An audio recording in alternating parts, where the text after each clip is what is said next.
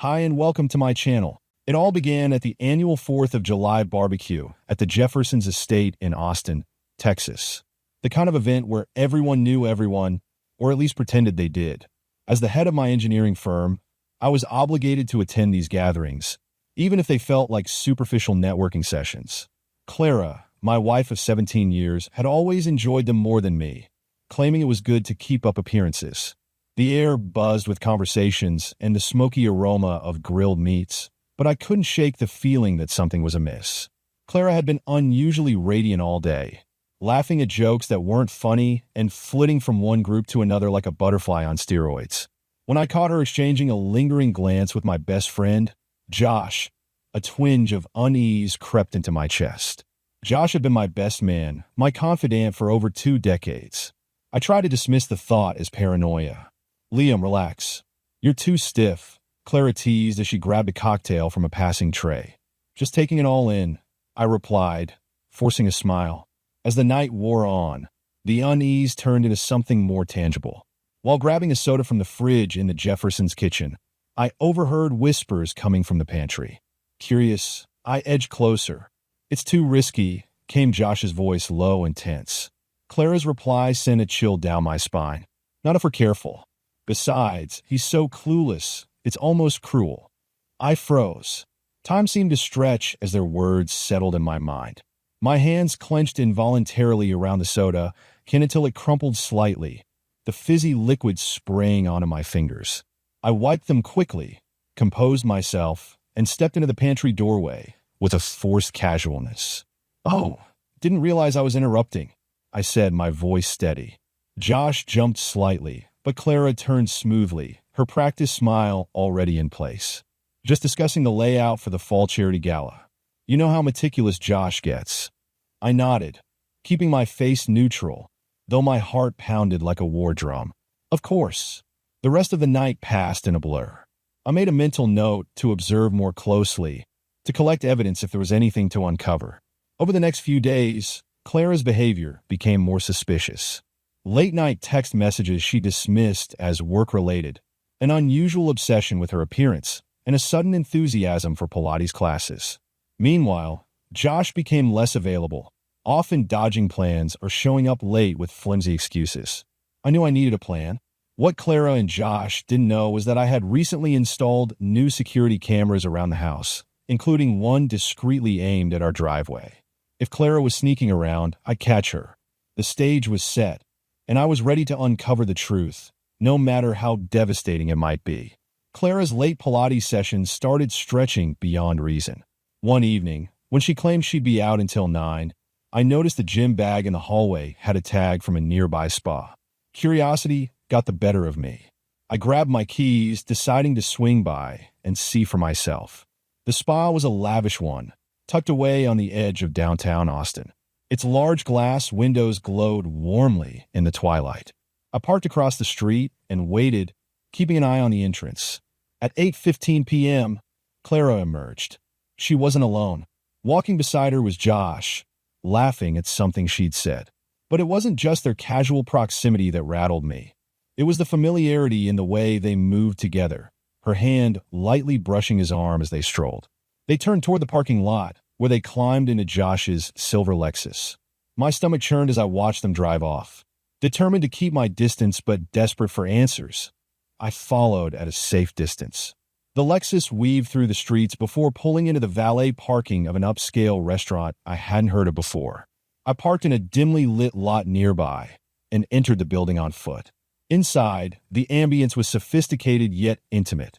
Dim lighting, quiet jazz, and booths designed for privacy. Clara and Josh had chosen one of those booths, their heads close together, deep in conversation.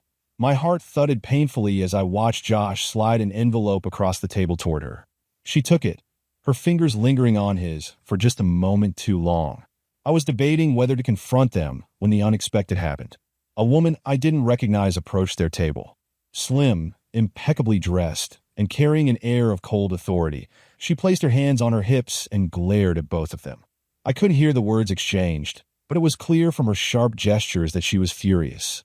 Josh tried to stand, but she shoved him back into the booth with surprising force. Clara glanced around nervously and then bolted toward the exit.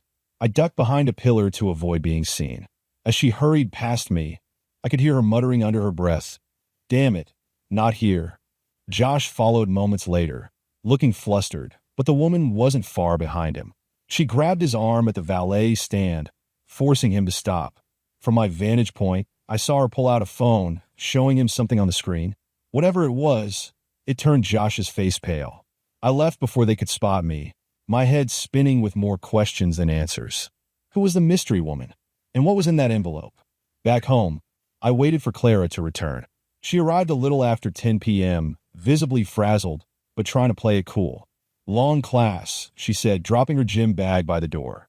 I nodded, hiding my emotions. "Looks like it." She froze, her eyes narrowing slightly. "What do you mean?" "Nothing. Just that it's late," I replied with a shrug. Clara didn't press further, but I could see the gears turning in her head. She quickly changed the subject, asking about my day before excusing herself to shower. While she was upstairs, I opened her gym bag. Inside was the envelope I'd seen earlier, now empty. The next morning, I decided to take a risk. I texted Josh under the guise of meeting up for drinks. His reply came almost immediately. "Can't today. I'll call you later." Unsatisfied, I decided to dig deeper. After Clara left for work, I searched her laptop. She always left it logged in, never suspecting I'd snoop. Her email was a treasure trove. One message in particular caught my eye, sent from Josh's email just 2 days ago. "Meet me at the Lantern after Pilates. Bring the file. We need to discuss next steps before she finds out." Next steps? My mind raced. This wasn't just an affair. It was something much bigger. And then, as I scrolled further, I found the attachment. A scanned document from a bank in the Cayman Islands. The account name? Mine. But I hadn't opened it. And it held more money than I'd ever seen in my life. My heart pounded as I stared at the screen. The bank statement displayed an account balance of $2.3 million, listed under my name.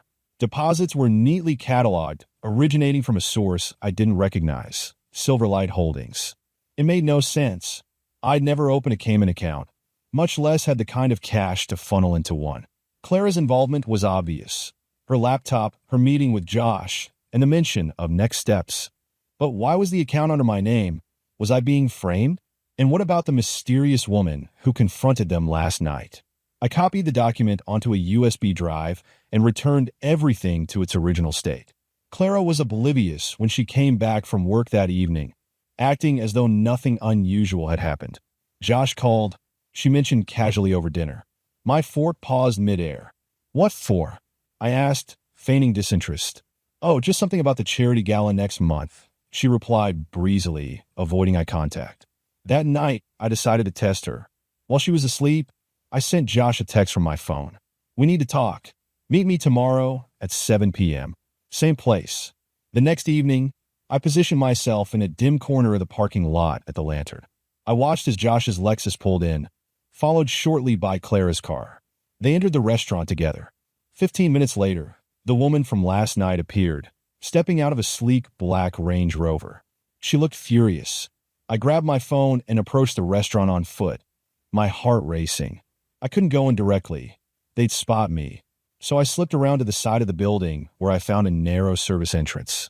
Through the slightly ajar door, I could see the three of them seated at a secluded booth. Their conversation was heated. I turned on the audio recorder app on my phone, holding it close enough to catch snippets of their argument. "He's getting suspicious," Clara hissed. Josh leaned forward, his face tense. "I told you we're handling it. He doesn't even know about the account." "Handling it?" The woman snapped, slamming her hand on the table. "Do you know what'll happen if this falls apart? Silverlight isn't just going to let us walk away." The name Silverlight made my stomach drop. It was the same name from the bank deposits. Josh sighed, pinching the bridge of his nose. "We're close. One more deposit, and we can disappear. The offshore structure is airtight. Liam won't even know what hit him until it's too late." I clenched my fist, a mixture of rage and disbelief flooding through me. They were planning to take the money, pin it on me, and vanish. Suddenly, Clara's phone buzzed. She glanced at the screen and froze. "Shit," she whispered, showing it to Josh. I had sent a text to her number earlier from an anonymous app. It read, "I know everything. Watch your back. Josh bolted from his seat, looking around nervously. The woman cursed under her breath, grabbing her purse. Clara hesitated, her hand trembling as she stuffed her phone back into her bag. I moved quickly, retreating to the shadows before they could see me.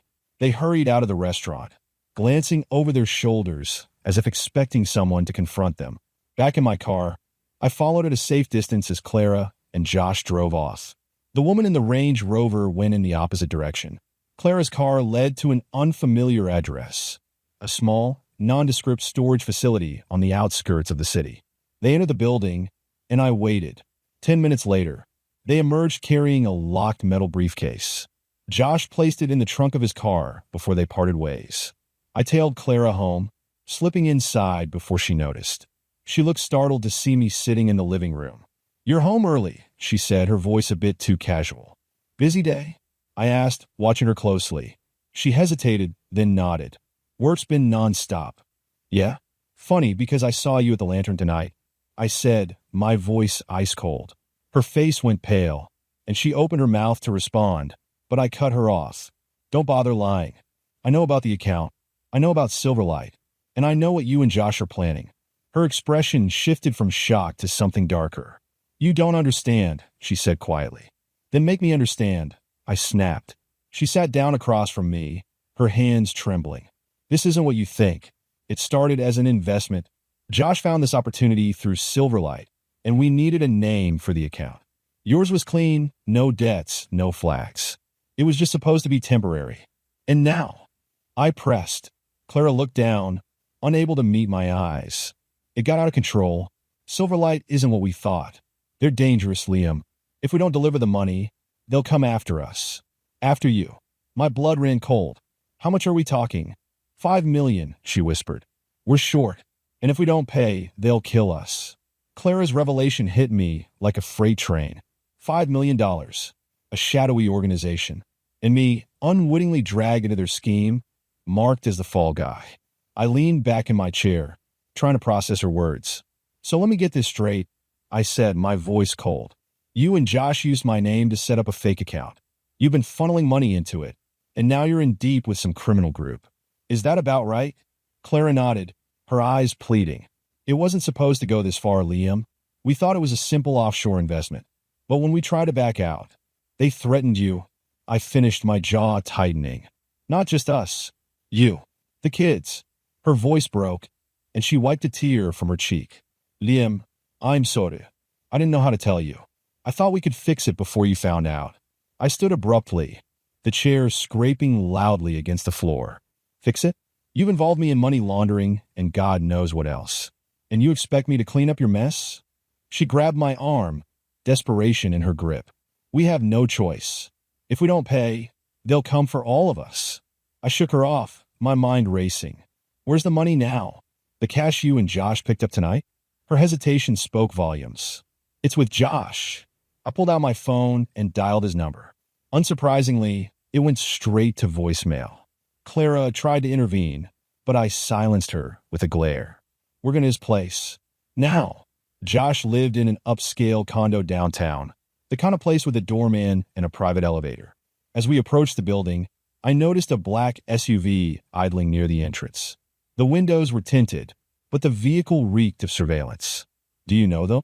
I asked Clara, nodding toward the car. Her face went pale. "That's Silverlight." I clenched my fists. "Stay here." Ignoring her protests, I strode toward the building, adrenaline coursing through me. The doorman stopped me, but I waved him off, claiming an urgent meeting with Josh. Inside the elevator, I punched the button for the 15th floor, my mind a whirlwind of anger and fear. When the door slid open, I stepped into the hallway and froze. Josh's door was ajar, a faint buzzing sound emanating from within. I pushed the door open and stepped inside. The place was a mess. Papers scattered, furniture overturned. In the middle of the living room, Josh lay sprawled on the floor, his eyes wide open, lifeless. A pool of blood spread beneath his head. Panic gripped me, but years of working under pressure kept me steady. I scanned the room, noting the briefcase from earlier sitting on the coffee table. It was open, filled with neatly stacked cash. Before I could process what to do, A voice behind me cut through the silence. Hands where I can see them. I turned slowly to find two men in dark suits standing in the doorway, guns drawn. Their faces were expressionless, but their presence radiated menace. "We need to talk," one of them said, motioning for me to sit. They introduced themselves as Silverlight operatives, though they offered no names. Their leader, a lean man with sharp features, sat across from me while his partner rifled through Josh's belongings. "You've caused quite a mess, Mr. Sawyer," the leader said, his tone chillingly calm. "I didn't cause anything," I shot back. "This is Clara's doing. And Josh's. I'm just finding out now." He tilted his head, studying me. "Perhaps. But the account is in your name. The money trails lead to you. If you want to avoid prison, or worse, you'll cooperate." "What do you want?" I asked, though I already knew the answer. "The balance." He gestured toward the briefcase. "This is a start, but it's not enough. You'll deliver the rest within 48 hours. Or," his lips curled into a thin smile, "or we eliminate liabilities. Starting with your wife." Back in the car, Clara was in tears, trembling as I explained the situation. "They're serious, Clara. If we don't come up with the money, they'll kill you." "What about you? What about the kids?" she sobbed. "I don't know," I admitted. "But right now, they're focused on you, and I'm not going to let them hurt you." For the first time in years, Clara looked at me with something resembling gratitude. "What do we do?" I gripped the steering wheel, my knuckles white. "We fight back." "How?" she asked, her voice barely above a whisper. I glanced at her, the faint flicker of a plan forming in my mind. "I know someone, an old client from my engineering days. If anyone can help us untangle this mess, it's him. But it's going to be dangerous." Clara nodded, her fear giving way to determination. "Whatever it takes." We drove off into the night, the weight of impending danger hanging heavy in the air. The clock was ticking, and failure was not an option. We didn't go home that night. Clara didn't ask where we were headed, but her silence was a mix of fear and resignation. The streets of Austin blurred as I drove, my mind locked on the plan forming in my head. If Silverlight wanted to fight, I needed firepower, both literal and figurative. At a rundown warehouse on the outskirts of town, I parked and motioned for Clara to stay in the car. "Who's here?" she asked, her voice wavering. "An old friend," I said, leaving it at that. Inside, the air smelled of motor oil and faint mildew. The warehouse had seen better days, but that didn't matter. Tucked in the far corner was a cluttered office where Jason Quinn, a man I hadn't seen in years, sat surrounded by computer monitors and servers humming with quiet intensity. Jason had been an engineer, like me, before the corporate world broke him. Now he operated in the shadows, hacking, black market deals, and the occasional favor for old friends. If anyone could trace Silverlight and level the playing field, it was him. He looked up, his face scruffy and eyes bloodshot from too many sleepless nights. "Liam Sawyer," he drawled, leaning back in his chair. "Haven't seen you since the Peterson contract. What brings you to my fine establishment?" "I need your help," I said, pulling the USB drive from my pocket. "And it's not optional." Jason raised an eyebrow, but took the drive. "What's on this?" "Evidence of a setup. Offshore accounts, criminal syndicates. People are trying to ruin me." Jason smirked. "That's a hell of a way to say hello." He plugged the drive into his computer and started scanning the files. As his eyes darted across the screen, his expression turned grim. "Silverlight, Jesus, Leah. These aren't people you mess with.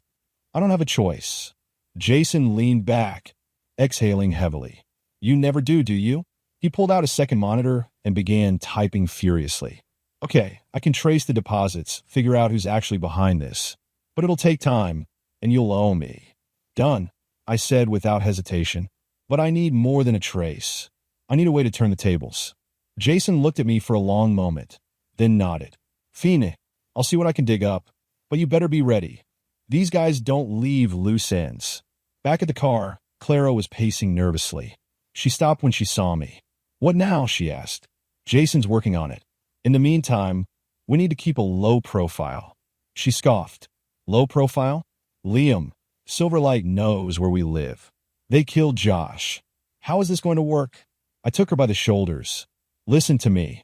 If we panic, we're dead. Trust me for once. Let me handle this." Her eyes softened, though her body still trembled. "All right," she whispered. "But what do we tell the kids?" The question hit me like a sucker punch. April and Nolan, 14 and 12, had no idea their parents were knee-deep in a conspiracy that could destroy them.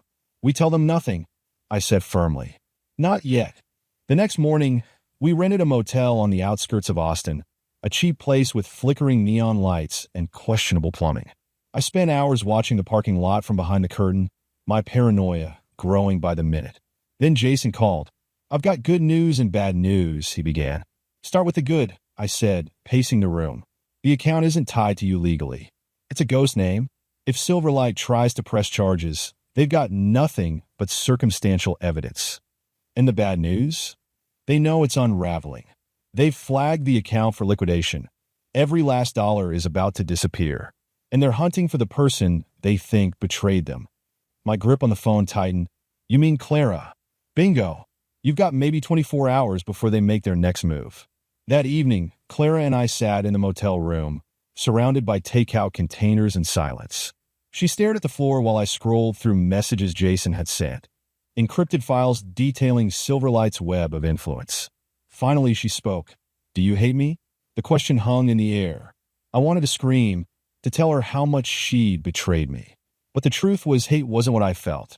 It was exhaustion. I don't know, I admitted, but I'm too busy trying to keep us alive to think about it. Her eyes glistened with unshed tears. I didn't mean for any of this. Intent doesn't matter now, I said. What matters is fixing it. Before she could respond, there was a knock at the door. My blood ran cold. No one knew we were here. I grabbed the gun I'd hidden under the bed, a relic from my father, and motioned for Clara to stay quiet. I approached the door cautiously, hard hammering. Who is it? It's Jason, came the muffled reply. I opened the door just enough to see his face. You shouldn't be here, I hissed. Jason pushed his way inside, his expression grim. They're coming for you, Liam. I tracked their movements. They know where you are. Before I could respond, headlights flooded the window. The sound of car doors slamming echoed in the night. They're here, Jason said grimly. The pounding on the motel room door came hard and fast. Clara froze, her wide eyes fixed on me. Jason yanked the blinds back a fraction of an inch to peek outside, then let them fall shut. 3 of them. Black SUV, he whispered. I grabbed Clara's arm and pulled her toward the bathroom. Stay here. Lock the door. Don't come out unless I say. She shook her head, trembling. Liam. Go. I snapped, shoving her inside. The bathroom door clicked shut just as another knock rattled the motel's flimsy frame. Jason pulled a pistol from his coat. This is escalating quickly. I opened the motel room door, just a crack standing behind it. Can I help you? I called, feigning innocence. A man's voice answered, smooth but cold. Liam Sawyer. Let's not make this difficult. I gritted my teeth. Jason raised his gun and motioned for me to keep stalling. I think you got the wrong guy, I said. The man outside laughed, low and humorless. We don't have time for games, Mr. Sawyer. Bring your wife out, and we'll make this quick. The implication hit like a thunderclap. They weren't just here to scare us. They intended to make Clara disappear. My stomach churned. Jason nodded, then mouthed. Plan? I thought fast. All right. I called out. Let me just get her. Jason darted to the window, opening fire. The sound was deafening in the small room. Outside, one of the men cursed loudly, and the sound of shattering glass told me Jason had hit their SUV. Chaos erupted. I used the distraction to grab Clara from the bathroom and push her toward the rear window. Out! I hissed, lifting the sash. She hesitated but scrambled through into the dark alley behind the motel. Jason yelled from the front. Move it, Liam. We've got seconds. I vaulted through the window after Clara. We ran, ducking behind dumpsters and fences until the motel was out of sight. Clara's breath came in ragged gasps, her hand gripping mine tightly. You almost got us killed. I spat once we stopped, glaring at her. She recoiled. Me? This is your fight now, too. Oh, Clara, isnapat. This is your mess. Your lies. You brought this to my doorstep, and now you're dragging me down with you. Her lips quivered, but anger flashed in her eyes. I didn't mean for this to happen, Liam. Yes, I cheated. Yes, I lied. But I didn't expect to end up running for my life with my husband, who can't decide if he hates me more for screwing Josh or for screwing up his perfect little world. I flinched, the words landing like a slap. You think this is about my world? This is about our kids. This is about not ending up in a ditch because you and Josh got greedy. Her eyes softened slightly. I was stupid. I know that. But I didn't mean for you to get hurt. Jason caught up with us, panting. Great reunion. Can we save it for after we don't get murdered? I turned to him. Do you have a plan? Or are we just running blind? Jason handed me a flash drive. This has everything. Every transaction. Every name. Every address tied to Silverlight. I grabbed it off their server before I came to you. Why didn't you mention this before? Clara asked. Because it's a death sentence, Jason snapped. You think they're mad now? If they know we have this, they won't stop hunting us. Ever. I stared at the flash drive, feeling its weight despite its size. This is leverage, I said. We use it. Jason shook his head. You don't bargain with Silverlight. You run. Clara tugged at my sleeve. We can't keep running, Liam. What about the kids? The kids. April and Nolan. They were safe at Clara's sister's house. But for how long? Silverlight had already shown they could find us anywhere. Where's the rest of the money? Jason asked suddenly. I glanced at Clara. She hesitated, then muttered. Josh kept it at his storage unit. Jason's face twisted in frustration. Are you kidding me? You left millions in cash with the guy who's now a corpse. It's the only way, I said, my resolve hardening. We go to the storage unit. We get the money, and then we find someone who can shut Silverlight down for good. Jason swore under his breath. You're insane. Maybe, I said, but we're out of options. At the storage unit, things went wrong almost immediately. We found the locker number easily enough, but the lock was cut. Inside, the shelves were bare. No money, no briefcase. Just a scrap of paper on the floor with one word scrawled on it. Run. What the hell does this mean? Clara asked, her voice rising in panic. Before I could respond, headlights flooded the unit. The black SUV screeched to a halt outside, and the men who had chased us at the motel stepped out, guns drawn. Jason turned to me, grim determination in his eyes. You two get out the back. I'll hold them off. Jason, I started, but he was already moving toward the door. Go, he barked. Clara grabbed my arm, dragging me toward the rear exit. The sound of gunfire erupted behind us as we ran into the night, hearts pounding. Jason's gunfire echoed behind us as Clara and I bolted from the storage facility, weaving through dark alleys and overgrown lots. Each step felt heavier than the last, my legs burning and lungs aching. Clara stumbled, and I caught her, pulling her back to her feet. We can't keep running like this, she gasped. We don't have a choice. I snapped, scanning for any signs of pursuit. The night was still, save for the faint wail of distant sirens. Jason was buying us time, but I doubted he'd last long against Silverlight's operatives. We reached an abandoned construction site, ducking behind a stack of rusted pipes. Clara collapsed onto the gravel, her breath coming in shallow gasps. What now? They'll find us again. I knelt beside her, pulling out the flash drive Jason had given me. We still have leverage. We just need to figure out how to use it. Clara looked at me, her expression torn between desperation and disbelief. Liam, they killed Josh. They'll kill Jason. And they'll kill us too. That drive isn't leverage, it's a death sentence. Before I could respond, my phone buzzed. I pulled it out, the screen glowing with an unknown number. Clara's eyes widened as she saw it. Don't answer, she whispered. I hesitated, then swiped to accept the call. Hello, Mr. Sawyer. A cold voice said, calm and measured. It was the man from the motel. You've been quite the headache tonight. I glanced around the site, half expecting him to step out of the shadows. What do you want? I want the drive. The one your hacker friend handed over before he decided to play hero. You have it, don't you? I didn't answer, my grip tightening on the device. The man chuckled darkly. Don't bother lying. We'll find you eventually. But I'm willing to be generous. Hand it over, and this ends quickly and cleanly.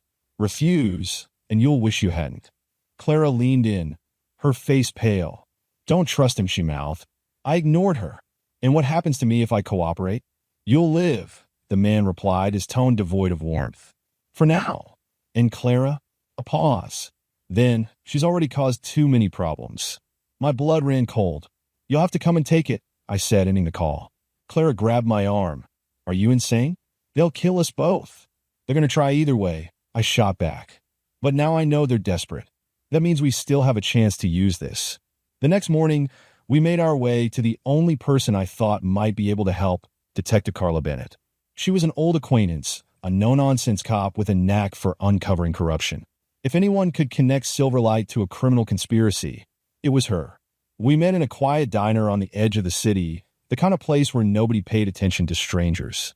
Bennett arrived wearing a trench coat, her sharp eyes scanning the room as she slid into the booth across from us. "This better be good, Liam," she said, her voice low. I handed her the flash drive. "It's better than good. It's dangerous. But it's the truth." She plugged it into her laptop, her expression growing darker as she scrolled through the files. Offshore accounts, shell companies, payoffs. Jesus, this is a treasure trove. Where did you get this? Silverlight, I said simply. They've been using my name to launder money. And now they're trying to clean up their mess. Bennett frowned. This implicates some serious players. Politicians, if this gets out, heads will roll. Exactly, I said. But if we don't do something fast, Clara and I won't live to see it. Clara flinched at the mention of her name, but Bennett ignored her. All right, I'll bring this to the feds. But Liam, if these people are as connected as they seem, you're going to need protection. Can you provide that? Bennett hesitated. I can put you in protective custody. Witness relocation if it comes to that. But it won't be easy. These people have resources I can't match. Clara spoke up, her voice trembling. What about the kids? We can't just disappear without them. Bennett's eyes softened. We'll bring them in too.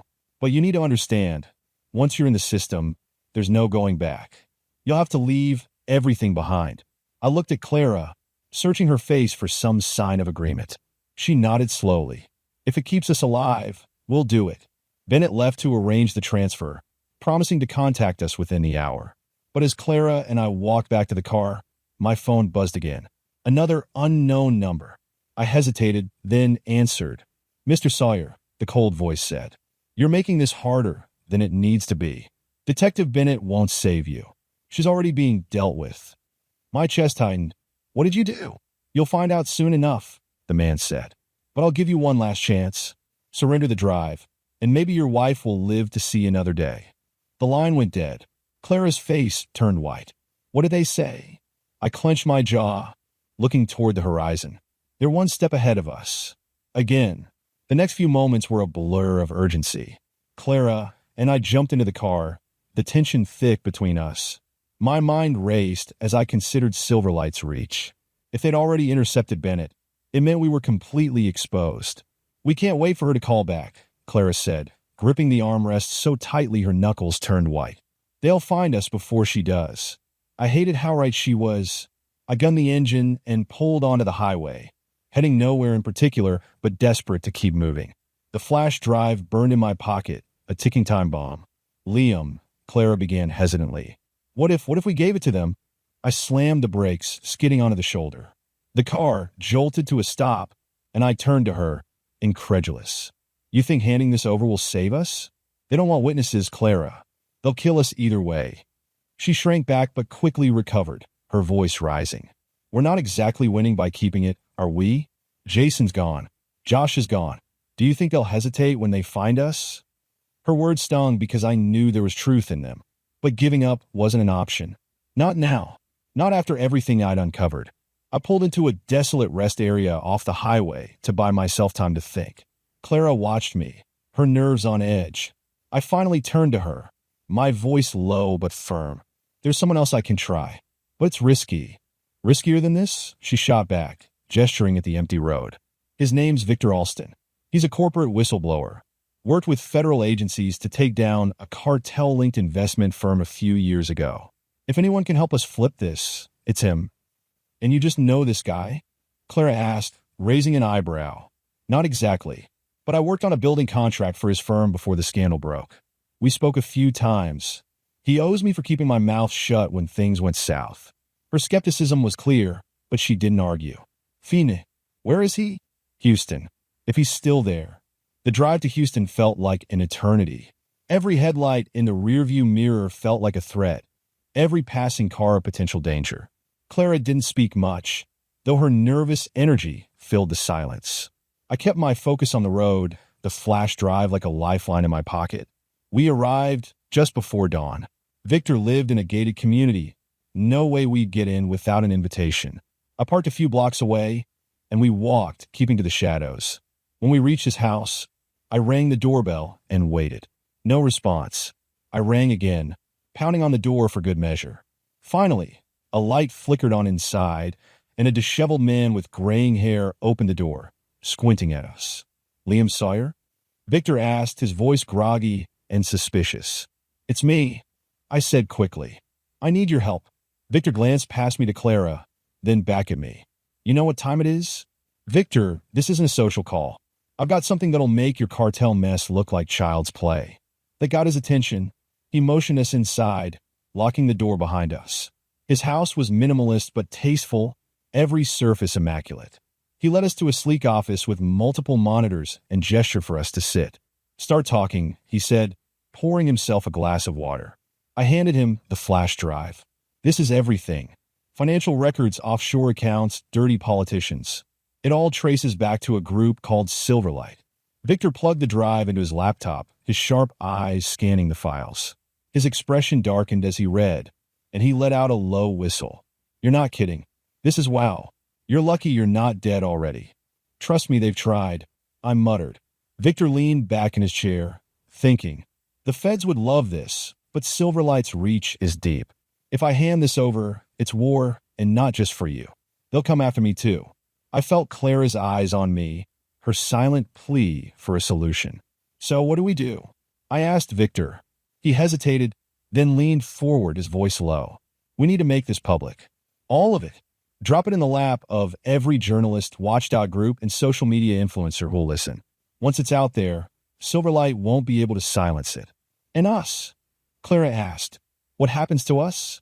Victor sighed. "You'll need to disappear. For good." Clara's face crumpled, but I stayed firm. "Then let's do it. Whatever it takes." Victor nodded, already typing furiously. "Give me a few hours. This is going to get messy." We didn't get a few hours.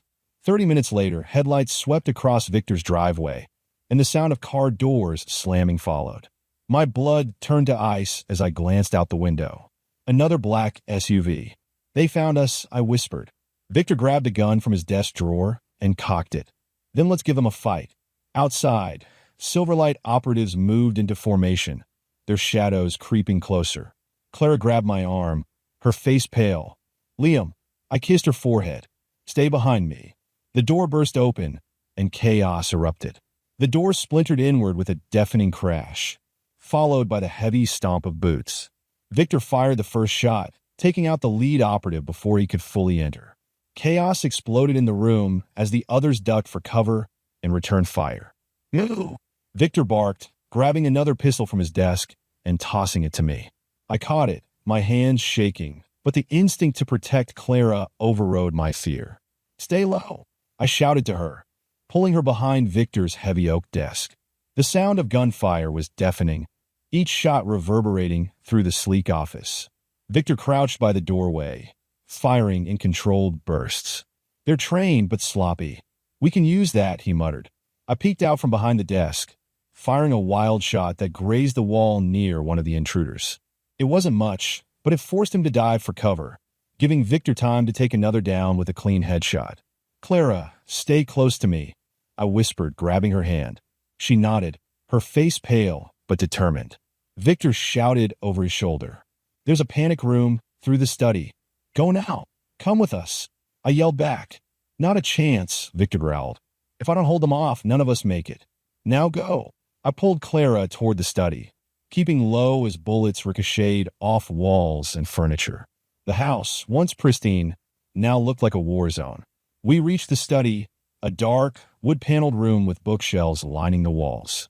Victor had shown me the panic room's location, a concealed door behind a fake bookshelf. "Here," I said, pushing the shelf aside to reveal a steel door with a keypad. Clara flinched as another explosion echoed from the office. "How do we open it?" I hesitated. Victor didn't give me the code. "Try something," she hissed. I punched in a random combination. Nothing. Another. Still nothing. Sweat dripped down my forehead as the sound of approaching footsteps grew louder. "Come on, Liam," Clara urged, her voice rising. Desperation took over, and I hit a final set of numbers, Victor's address. The lock beeped, and the door swung open. We scrambled inside, and I slammed the door shut behind us. The room was small, barely big enough for the two of us, with a single monitor displaying live security footage. I watched as Victor continued to fight, his movements precise but slowing.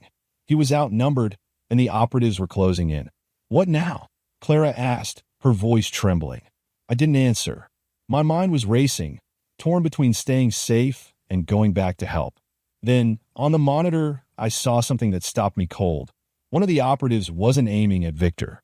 He was holding a phone, speaking into it. The camera angle wasn't perfect, but I could see the screen. It displayed an image. Our kids, April and Nolan, sitting in what looked like a van. "No," I whispered, my stomach dropping. Clara saw it too, her hand flying to her mouth. "They have them." The man spoke into the phone, and his words crackled through a nearby earpiece left behind on Victor's desk. "Target secured. We need Sawyer and his wife to come quietly, or the kids don't make it." My fist clenched, rage coursing through me. They're using them as leverage. Clara grabbed my arm. "Liam, we have to do something. We can't let them hurt the kids." I stared at the monitor, my mind churning. If we give them the drive, they'll kill us all. But if we fight, what? We win? Against them? Clara's voice cracked with fear. I turned to her, determination hardening my voice. "No, we don't fight them directly. We distract them. Give Victor the chance to finish the upload." Clara's eyes widened. "You're going back out there?" Before I could answer, the sound of gunfire ceased. On the monitor, Victor had fallen, blood pooling beneath him. The operatives spread out, searching the house. "We don't have time to argue," I said, pulling Clara toward the panic room's monitor. I tapped a button to open a direct feed to Victor's servers. The upload he'd started was still running, only halfway complete. "You're insane," Clara whispered, her voice shaking. "Maybe," I said, grabbing the second pistol Victor had left in the room. "But I'm not letting them win." I opened the panic room door and slipped out, Clara's whispered protests fading as I moved. The hallways were eerily quiet, save for the heavy thud of boots.